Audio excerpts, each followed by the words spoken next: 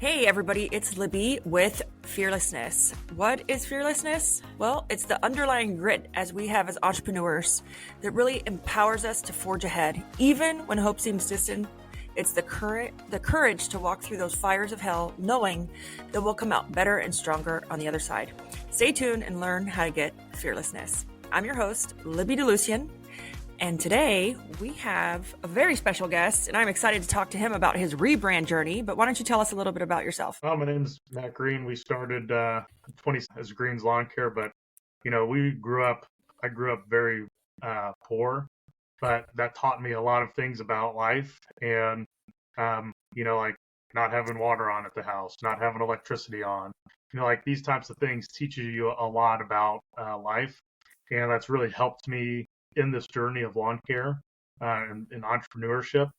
And but aside from business, I'm married and have two awesome daughters.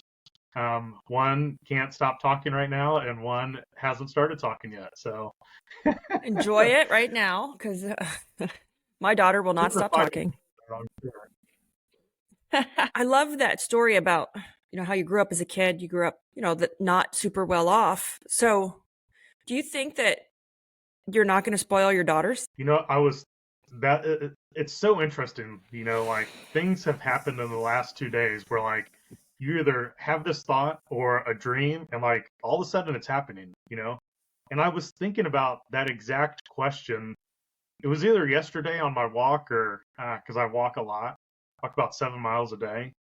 And or was it, I don't know, but it was that exact same thing, like does the struggle make the person? And would I have been the same leader as I am today and business owner, not willing to give up if I didn't go through the struggle? So do you like give your kids a great life, or do you just live a mediocre life and let them learn it? And then once they get out on their own, then maybe you live this miraculous life, like maybe you buy that dream house, maybe you buy the dream cars, like once they're out of the house, or do you let them see it? But if they don't struggle, they don't get that same drive that I got. But there's a lot of people that are super successful that never struggled a day in their life. They were fed with a golden spoon and they're still successful. I don't know. I don't know what that common denominator is what makes somebody truly successful. I know it drove me like, absolutely. because I guaranteed I never wanted to be back in that situation again. So I 100% agree, because as a kid, we weren't well off and it drove me. But the other thing that it does too, though, is it doesn't make me scared of not having money, which I think is also a bad thing, because you're like, oh, I could do it again, or I can be okay. Like if something happens, instead of saying, no, I will not put up with it, or I'll never like. That's true too. Cause like I have those same exact feelings. I'm like, some people's risk tolerance is really high. My risk tolerance is pretty high. And some people are super conservative. They're the, hey, save a penny, person. And I'm just like, and I don't give a shit, because like I'll risk it all because I know I can grow it again. But that makes you make some bad decisions sometimes. Well, I'm rereading the book Think and Grow Rich. I'm on this journey of like reading the chapters over and over and over. It's kind of not reading it to read it. I'm reading it to study it. Right. And so it's like the last chapter in there, and it talks about how it's your mindset with money. But if you're okay with the thought of saying, oh, I could just do it again, I'm okay. Like, I don't have to pay myself. I'll rather like put it into the company, instead of saying I will not tolerate it. It changes that success factor to saying, because it's our fallback plan subconsciously. Right. No, I get that. But like, would I have, at the same time that I made a decision to rebrand, would I have done that if I wasn't risk tolerant? I know. So it's like I was willing to put it down, because I would talk to marketing people and they would say, look, man, I don't know what's going to happen next year. No one knows what Google's going to do. You change your whole brand, you change your whole name. Maybe you're not even on the first page of Google anymore. Like maybe you're not any of this stuff. And I was like, I don't give a shit. Let's do this. Like, yeah, I'm all in on this thing, and if it happens, it happens. If it doesn't, then, like we have contingency plans. Like that's why we're doing TV, we're doing radio, and we're doing a lot of billboards this year. Like, what if we do this rebrand and we drop off the first page of Google. Yeah. Like, typically I would never do billboards, I would never do radio, and I'll never do TV. But like, what happens? What if? You know, And it's we got funny to have because other marketing channels in. we are risk junkies. I just interviewed Marvin Salcido on the podcast before that. We were talking about risk, and I told him I was going to put him through an intervention of buying companies, of acquisitions. and Yeah, there's a part of us that do it for the thrill of it. Like it makes us feel alive, right? Or excited, or like the unknown. It yeah, makes us like it's that fearlessness. It's like we have no idea what the other side looks like, but we're okay going through it. yeah, 100%. And Yep. sometimes that makes you frustrated with people that work with you that don't have that risk tolerance. Like, hey, just go do this, and they're like too scared to do it. And you've been through this so many times, you're just like, it's not that big a deal, just go do it. But it is a big deal to them. Like, they don't have that same mindset. Absolutely. So I want to ask you a So few questions about rebrand, yeah, right? This is an entrepreneur podcast, the journey, like the rebrand. What do you think was the number one mistake you made in deciding to rebrand? Like, what did you not think through, or what was harder than you thought? well, we never considered the the timeline was there originally, but we never considered delays in the original, like, branding getting done, causing delays all the way down the road. And so now, um, I never considered, like, not having this stuff done in time for it to roll out to the market and to our customer base, letting them know. But we had an early spring this year. Like, it is abnormally warm right now, and we've been out taking care of properties. And we're still taking care of properties under our previous branded vehicles. And like, because typically spring doesn't come this early for us. And so the website's not even done yet. And so we were hoping to have all this stuff done so then we can push into the market, and all the trucks were already wrapped correctly. The roadside was done. And so everybody knows this stuff.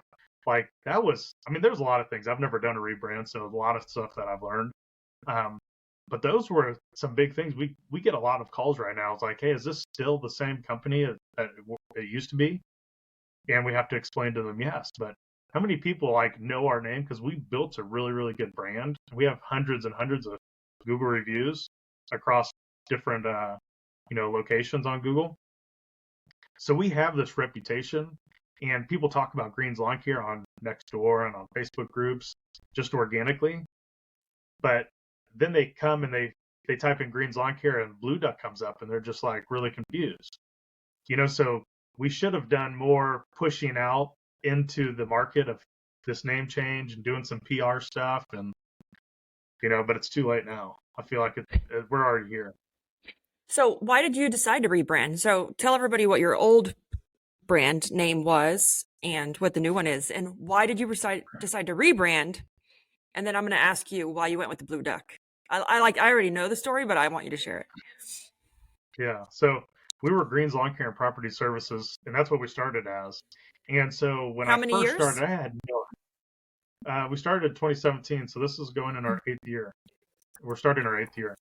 And so we've been Green's Lawn Care for 7 years now and built a really good reputation. But I didn't understand anything about business when I started this. Like, it's a known story that I've told. When I started, I didn't even know what COGS were. I'd never even heard of the name cost of goods sold. I'd never heard about that term when I started in business, but it was just out of that, like, not knowing better. You just got to jump in, it's one of those risk things, just got to jump in feet first. And so I wrote down on a piece of paper all these different names, like 30 different names. And we were sitting at a bar one night with some friends, and everyone circled the name that they liked the best. And it happened to be Green's Lawn Care and Property Services. But then, you go to this, now you got to build a website. Well, you don't want it to be Green's Lawn Care and Property Services.com, because no one's going to type that in. And everyone's going to absolutely hate sending you an email because they got to type at, and then 5 minutes later, they're done with the email address.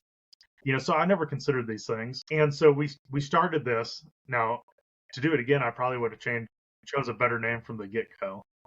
But there's probably 50 other Greens Lawn Care or Greens somethings in our market space.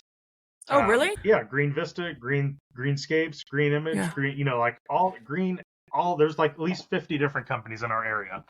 But your last And name is so, actually Green. So, hey, yeah, tell them to back we're the off. only ones that should have been greens, but yeah, I told them at one point I was just going to pop their tires, and they didn't listen to that. So it was an empty threat, unless they changed their name.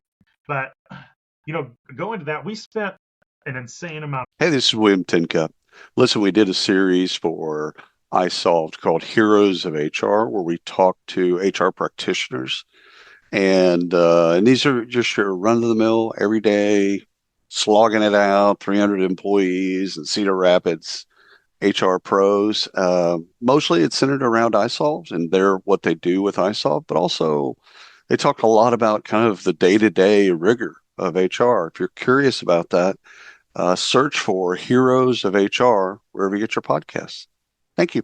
Money last year in marketing. We spent 15% of our P&L, and nobody Wow. would ever recommend that. I'm not recommending that again, but we spent 15% of our P&L on marketing last year. Massive amount of money. And when I started engaging this professional branding company, they said that we're only getting 60 to 70% ROI on all that money that we're spending. Because people might remember it when they see a lawn sign or whatever, green landscaping, green lawn care, like they might remember that amount of it. And then we just pissed that money away. It gave it to somebody else, whoever came up that day on Google first. Now we dominate Google. We rank really well. So that's a good thing for us. But at the same point, it's like, man, wouldn't it be awesome to control all of that marketing spend and actually get a return on it? I mean, our cost per acquisition last year was insanely high for a lawn care company. Yeah, because you're giving it or you're exposing it to everyone else who has the name Green So we were giving everybody free money last year. So I want all the house cleaning and cleaning companies to hear that, right? If every one of you have the same word cleaning or maids in your name, you're sharing that market space. Yeah. And that's why we're going to be known as Blue Duck now. So that's the new brand, Blue Duck Lawn Care. And so it's in the process of getting trademarked and copyrighted. So there will be no other Blue Duck Lawn Care in the United States. And so now when we market that, we are going to be the only Blue Duck. I think when we were searching for domains, there's another Blue Duck, but they're an airline. Go Blue Duck is some regional airline that I've never even heard of. And I think there was like one other Blue Duck something. Had nothing to do with our space. So it's going to be great. And it's a great brand. It's going to be very well known. So I just trademarked, it's in the final steps, organize it for the service industry, because no one has done that yet, oddly enough. So we do organizing and cleaning, but because it's not a common name of what we call cleaning companies, and we do organizing, I was able to trademark the term. So watch out. It makes total sense. And I love that the name of my business is different because it stands out. And so it's like when you call the office, it's like, how can we tidy your day? Tidy and clean and organize. They kind of all coincide. Well, it's one of those things that makes people think like, did I really just hear that? When they say Blue Duck Lawn Care, you're like, what? Like, that doesn't even make sense. Like, there's no such thing as a blue duck. And what does a blue duck have to do with like making my lawn look great? So it's just one of those like oxymoron type things that like makes people think. And at the end of the day, that's what you pay a branding company like lots and lots of money to come up with these brands. I mean, it's because they're great at that kind of stuff. Oh yeah, I know who you used, and it's lots of money, but they're very good. Yeah. So that was a risky business decision over the wintertime, because what you pay him is only a small part of what it really costs to. Like we were working with you guys today, with WooRecruit on having to rebrand all of WooRecruit now. Oh yeah, you have to rebrand all your sites, your funnels, your links. You got to redo all the videos that we made. All the videos we made specific for WooRecruit for you guys to put on that like landing page thing. We got to make all those again. We got to make everything all over again. And you need a new damn shirt because you keep You can't make a video with that shirt on. I know, exactly. So now it's even longer.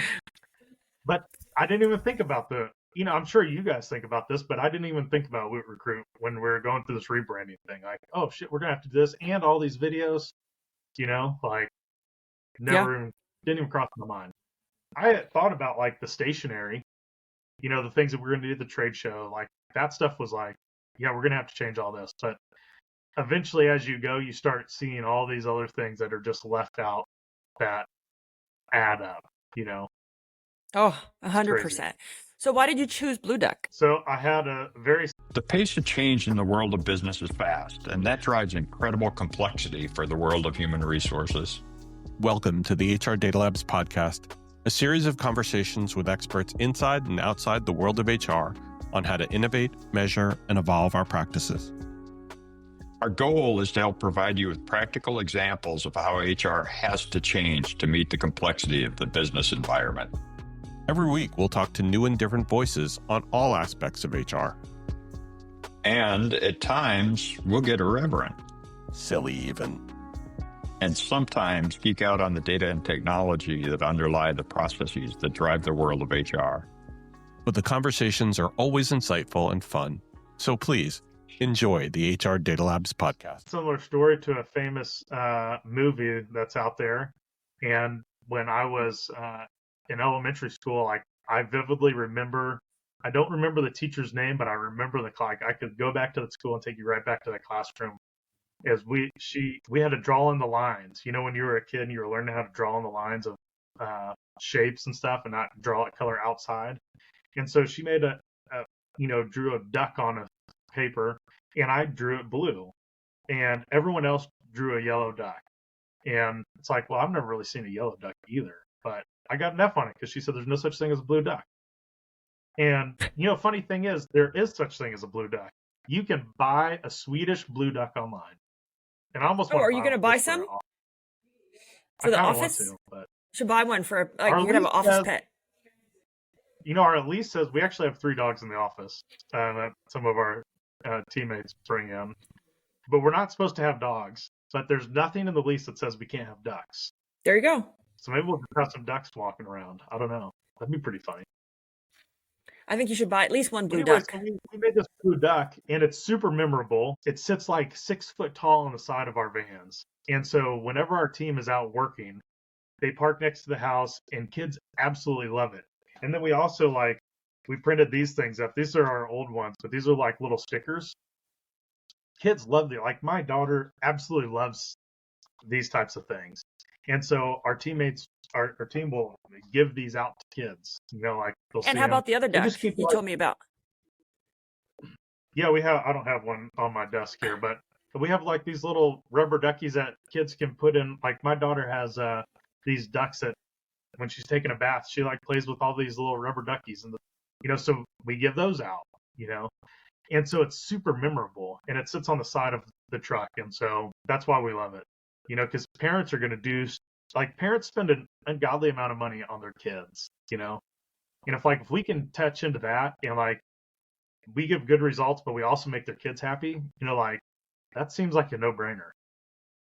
Yeah, they're going to never fire us, So we'll put some of the information so that you can find Matt and Blue Duck Lawn Care in the show notes. But, as far as your entrepreneur journey, all the things that you've been through, the rebrand, what would you say that you would tell the younger version of yourself? If you had any of this to do over again, what's the advice or maybe the advice you're going to give your daughters if they want to start a business? You know what? I struggle with this because I don't know if I would give them really business advice. You probably do know this right now just from following me on Facebook, but I'm in this health journey again, Mm-hmm. And so I'm losing a ton of weight. I've already lost almost 45 pounds. My goal is a lot bigger than that, well over 100 pounds. But I was in incredible shape coming out of college. I was one of the 3 finalists to make the inside cover of Men's Fitness magazine. I was in really, really good shape. We might have to see those pictures, Matt. I wasn't like a bodybuilder, but I had lost a ton of weight.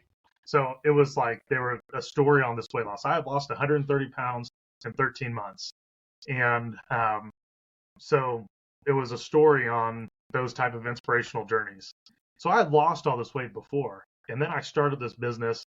I got out of the field. I'm sitting in the office, and the early days of starting a business, it's no such 9 to 5. It's 100, 130. How many ever hours you can stay awake? That's what you're working in the beginning, because you're running every single estimate. You're doing all the jobs. You're doing all the computer work. You're dealing with the taxes. You're everything. It's you. And then eventually you get some people that help you. But then I start sitting at this chair, and I went from 185 pounds back up past where I was in college to 369 and a half pounds. So in November, I was over 369 pounds.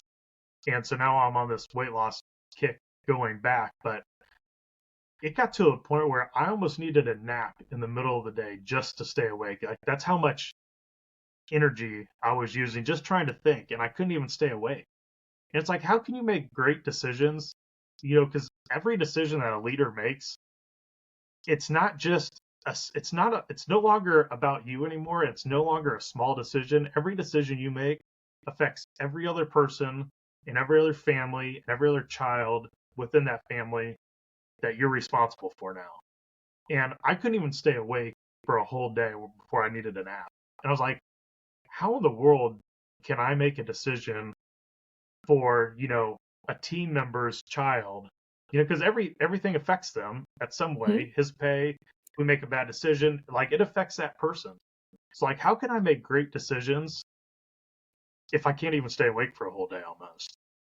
And so then I started this journey of like losing weight again and like getting all this energy, so I have more mental clarity. And I hope just from other people seeing it, I don't post a whole lot about it on social media, but I hope just it changes somebody's life. And then maybe my daughters will see it, and then they will want to spend more time, being outside. And now, granted, my oldest one's 3.5 years old. Like, she's probably not going to remember it anyways. But, maybe she will. Maybe she'll start wanting to be more active she's super active right now. But maybe it'll make those little changes in her life too. And so maybe she won't go down the same rabbit hole I did. Because I've done it now. This is going to be my second time. I don't want to have to lose over 100 pounds ever again in my life. Like, it sucks. Yeah. It's a lot of work. I think one of the hardest things, like you said, is we're in the field, we're doing it. Then we get stuck in a chair. And when I first started being stuck in that chair, my brain and my feelings were like, my God, I'd rather go organize a house or scrub a toilet than sit in this chair for another 6 or 8 hours. I gained. Go ahead. You were really good at this. I think you talked about this early on. This is something that you did that you were definitely, I believe this is accurate, way ahead of your time. In that, when you first get that first person, you just have them like sit right here. They're your buddy. They watch everything, and then you're like, okay, go do that. And then they can do this for a little bit. But as you know from running a recruiting company, the average person stays, I don't even know what the stat is anymore, but like 3 to 5 years they might stay at a company before they move on. So you might have 3 years of time with that person, and then you have to go, and that's if you're lucky. And then most times, the first people you hire, they might last 2 months. Or maybe, maybe. Tons of turn.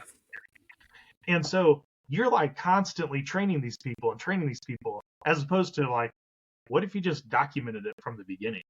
And I think you mentioned that you documented stuff like really early on. And yes. So it's like, okay, here's a video, here's a document or an SOP. This is how you do it. Go run with it. Now I finally learned that like maybe we should start doing that. Oh, so I will say that's my jam. That's probably my superpower, is the way we document stuff. But when I started sitting in that chair for 6 or 8 hours, I got myself out of the field. It was like a whole different misery of sitting there. Yeah. And then I think I had gained like 50 pounds. I have now lost it because, I was lucky enough to have mentors around us. Well, we had the same mentor for a little while, being in SA Academy with Jonathan.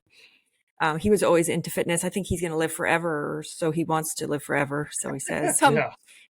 But then, I had another mentor, and he always is like, your health and your marriage comes first. Because without those things, he's like, if you think running a business is expensive or a failing business, try getting a divorce, is his statement.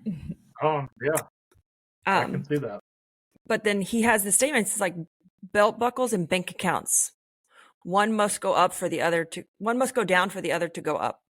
Right? They can't both go up. True. And so it's this phrase. He's like, he's always on stage saying bank account, belt buckles and bank accounts. And so he's always into fitness. And it's gotten to the point to where he barely teaches us now about business because he's teaching us about health, mental health and physical health, because we can't make decisions. We can't operate at our peak or prime if we're not physically and mentally healthy. You know, there at the end of Academy, well, that's exactly, that's very interesting you just said that.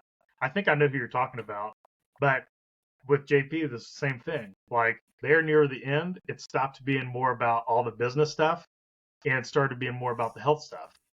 And, you know, a lot of people go get these coaches. And now for me, I need a coach just for accountability. Like, I'll put that out there.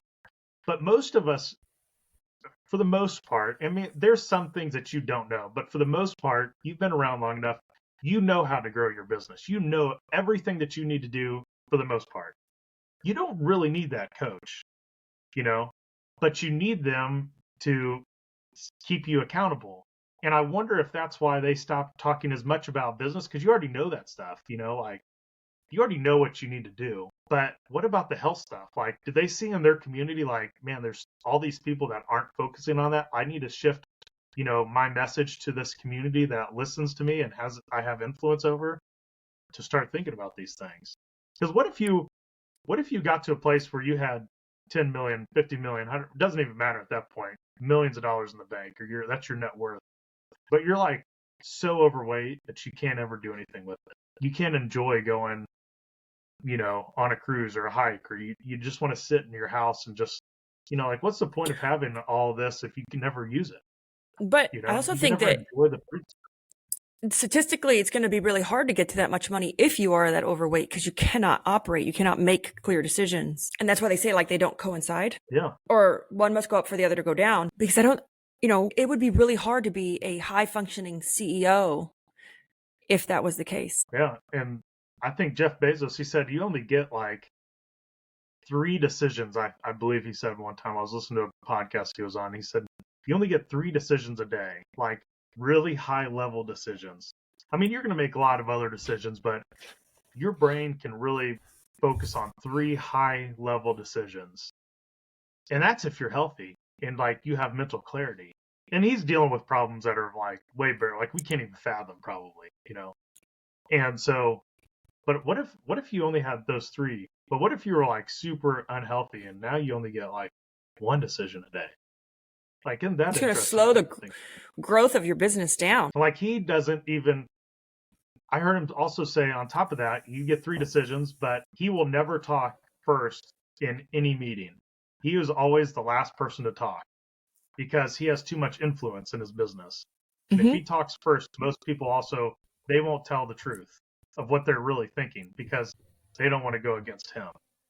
So if he says something, everyone's going to move their decision of what they were going to say, and Amazon would never have been what it was, potentially. Have you ever read the book, his autobiography? No, I haven't. He's a crazy dude, man. I mean, he's great. It was an interesting biography because it, you know, some of the things and the ways that they came up with, like the Alexa and some of the very innovative things that they've come up with. He has a strategy for it. It's not very nice. I'll have to get it. I'll have to listen to it. So he has a strategy. It's pretty much where they lock themselves somewhere and they cannot come out until they have thought of it. So it's like he forces the innovation. He forces, but they lock themselves in a room. And I think in the biography they talk about they even spent a Christmas locked in the room because they hadn't gotten to it yet. Oh God.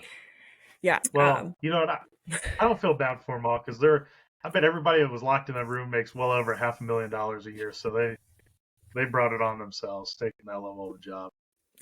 Absolutely.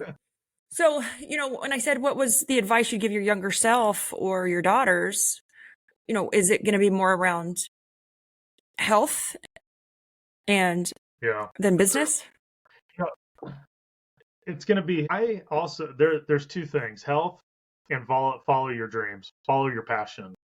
And because, you know, this was a passion of mine, like growing a business, like that was a a dream of mine, a passion of mine. But most people, if you just want to go out and start a business, but you're not really passionate about it or what you're doing, you're never going to be able to survive all of the shit that comes at you and the sleepless nights and how you're going to make payroll this week. Like, you're never going to survive that. You'll just give up, you know?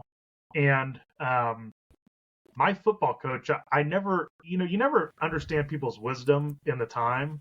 You typically understand somebody's wisdom, 10, 20, 30 years, past when they actually told it to you. And he always told me to follow your passion, follow your dreams, and the money will follow it. And at that time, I was like, yeah, I don't know. Like, I was mowing yards at that time. Like, I actually enjoy mowing. Most people probably don't, but I enjoyed it. I enjoy doing what I do. And through school, everybody was saying, like, if you don't go to college, like, you're a loser. Like, you got to go to college. I mean, that was what was brainwashed into us. And I don't think that they're that negligent anymore of telling every student that, you don't go to college, you're a loser. But that's what we were told. So I go to college, don't use any of it. I end up back in the thing that I was passionate about back then, and making money and giving back to people and finding that true why in your life. And if you can find that, and you would do that, whatever you could do, if you would do it for free, like, the money will always follow it. Like, there will be some way that you can monetize that, and then nothing can stop you at that point. Like, I've been trying. Absolutely. My brother loves to hike. I was like, and he's always lived off the grid kind of thing. I was like, why don't you just document, you hiking the Appalachian Trail? Or you could write a blog about this. You could document it. You could help other people.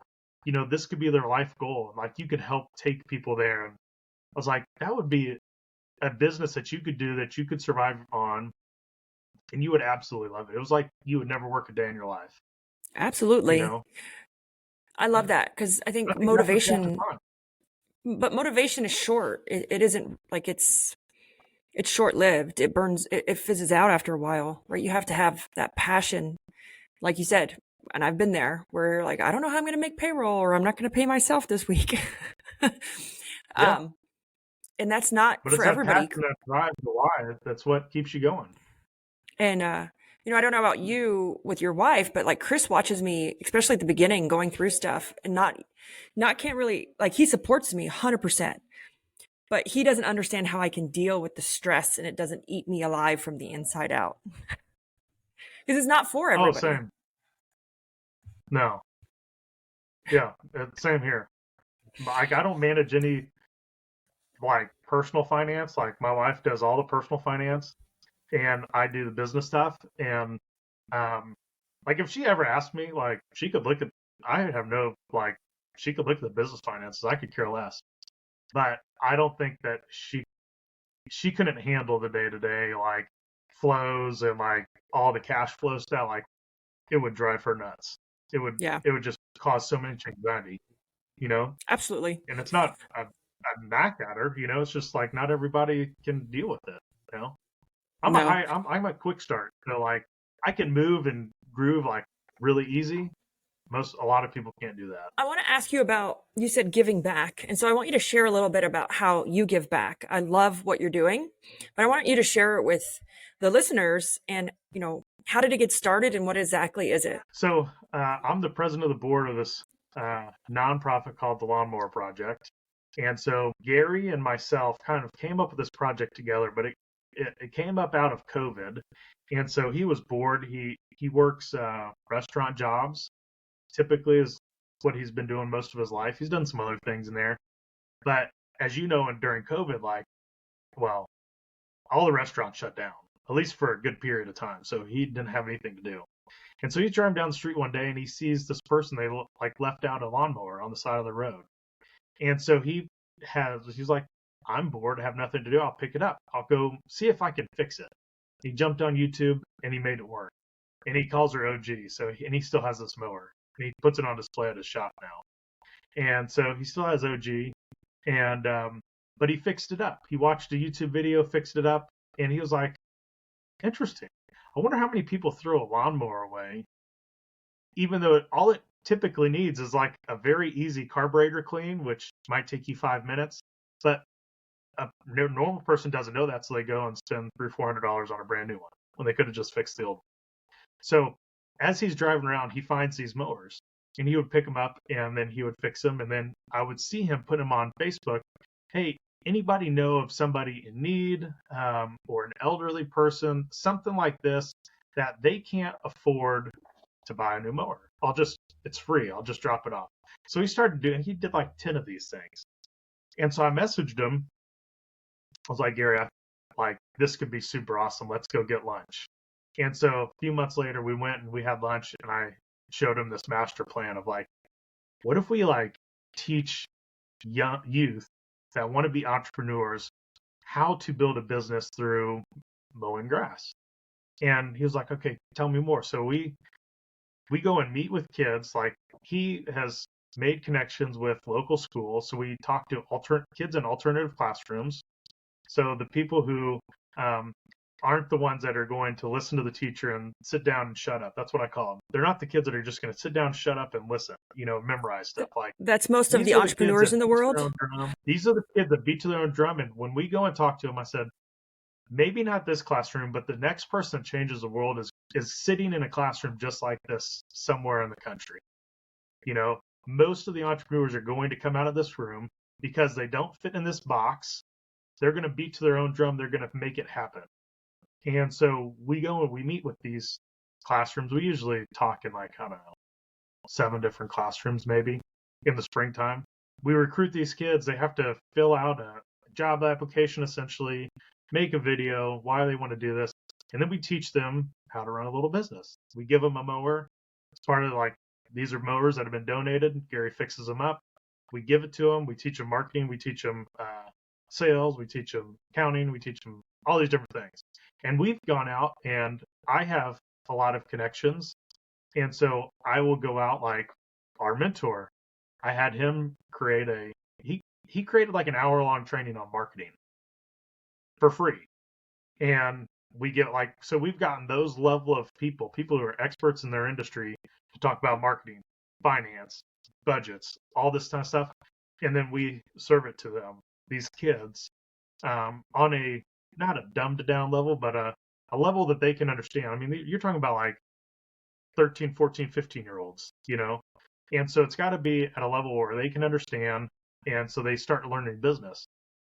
And there's a guy that's on the board, and he has a $300 million engineering company. They do nuclear engineering now, crazy stuff. But he associates his insane company with pushing a lawnmower when he was 15 years old. And so we tell him, hey, just because we're teaching you through lawn care, that doesn't mean that you have to do lawn care the rest of your life. Business principles are business principles. If you want to be a welder, you want to be a beautician, you want to be a cleaner, whatever you want to do, you can take these basic principles and you can start your own business when you get a little bit older. And so we typically take under 10 kids a year, because after you get too many kids, it's really hard to manage them and actually make it meaningful and all that kind of stuff. That's what the Lawnmower Project is. I love it. I think it's amazing. I wanted to do something like that with house cleaning because this supply costs are so low, but you could teach them the business part of it. But I have a question, because this is what a lot of people are probably thinking in their head. You're creating competitors in your own area, essentially. Yeah. Yeah. They may be 14 or 15 years old, but so a lot of business owners struggle with this fear. It's fear of criticism, fear of competition. Does that bother you whatsoever? Do you think Michael Jordan ever got to be Michael Jordan without amazing competition around him? Heck no. So we're never going to be anything if we try to eliminate the competition. Competition just makes us a better person, a better entrepreneur. It makes your skills better. But no, we are not competing with these kids at all. Trust me. Absolutely not. Our customer and their customer are totally different. We've actually had people call in. Yeah, I started that way. We were poor growing up. I started mowing lawns with my 2 brothers and my mom when I was 9 years old, just to afford, food on the table and pay the electricity bill. I understand the hustle and the grind. And we used to get people when we mowed lawns that they would ask, hey, should we hire you or should we hire the kid down the street? And I'm like, I'm removing my proposal from this. I don't want to compete with that kid. Give him your money. He needs that life lesson way more than I need your money. Like, I would love to help you, but now that you said that there is a kid that could learn a valuable lesson, and I mean, when they're that young, like, that's when they're making all these changes, and they're just a sponge, and they need to learn these life lessons. I'm like, I don't want your money anymore. Not a chance. Give it to that kid. And if he has any questions, have him call me, and I'll help him out as much as he wants. Yeah, I think that's great. And I think there's a place for everybody, for everything. I just did a YouTube video for Organize It on like, why is someone $85 and I'm $200? Yeah. But there's also a place in life because I started that way too. I was the $85 cleaner. But as we grow up and as the customer changes, their needs change. And that's when companies are a better fit versus the solopreneur or the kid around the corner. Because we have more to protect and we have more liability now and more assets versus, maybe that's all they can afford is the $85 cleaner and they just need help. And I appreciate that person because there is a place for everybody in every type of company. Yeah. And not everybody is blessed as I am. Like, I'm in Indiana or Indianapolis, and the whole like metro area, we have like, I think the last stat was like 2.6 or 2.9 million people. So like, you don't need, like, there's so many people, so many households, like, it's insane, like, so the biggest lawn care company in Indianapolis, it's local, or was local as of last year, they sold, but they had like 20 or 30,000 accounts, and they were huge, like, in our area, the biggest local company in central Indiana. And they only had 20 or 30,000 accounts out of 2.9 million people. So the sea is so big that it really doesn't matter. I mean, the people that buy from you are buying you, so like, make yourself a better person, a better company, and they're going to buy from you. I think I've gained this reputation, which is really interesting in our area. A lot of people ask me questions, like they'll message me, and I don't even know some of these people. And I'm happy to meet with them. Some guy called me out of the blue, and he asked me about vole control and mold control at a house. And the customer wanted to hire him. Like, he already had the account, and he just wanted to do this. He had no idea how to do it. And I was like, yeah, sure. I'll meet you over there at like 1:00. This was last week. So I went over there, met with him and the customer, sold the job for him, taught him how to do the thing. And the customer thought that I was the business. I was like, no, man, I've never even met this guy. I never talked to him. I was like, no, this is just my buddy. I'm helping him out.